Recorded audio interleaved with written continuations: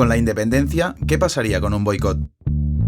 Dicen que con la independencia, Cataluña sería mucho más pobre porque perdería el 9, el 16 e incluso el 19% del PIB como consecuencia de un boicot de España a los productos catalanes.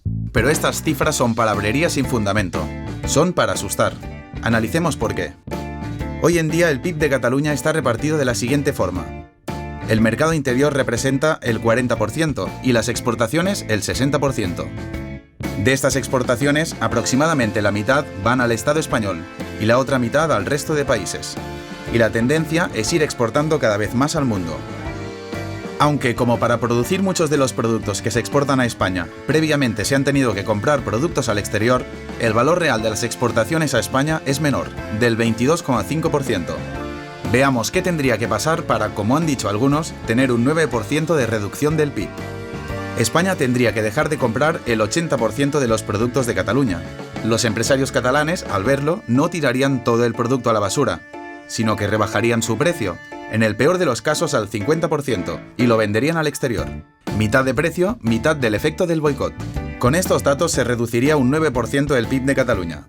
Pero igualmente, pensar que un boicot puede afectar el 80% de las exportaciones a España es absurdo. ¿Por qué? En primer lugar, porque un boicot de esta envergadura también traería consecuencias gravísimas para la economía española. En segundo lugar, porque el 40% de las exportaciones a España son de multinacionales localizadas en Cataluña, del automóvil, alimentación, petroquímicas. Y para los consumidores finales es difícil distinguir si provienen de Cataluña, de España o de cualquier otro lugar del mundo. Y en tercer lugar, porque solo un tercio del resto de exportaciones son de bienes de consumo. Es decir, los productos que se encuentran en las tiendas y donde es más fácil hacer boicot.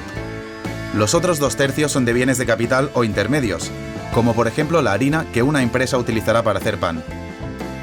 Para este tipo de bienes comprados por empresas no es tan fácil encontrar un buen sustituto a buen precio. Sabiendo esto, ha llegado el momento de plantear el peor de los boicots posibles. El boicot que se hizo al cava hizo caer un 6,5% las ventas.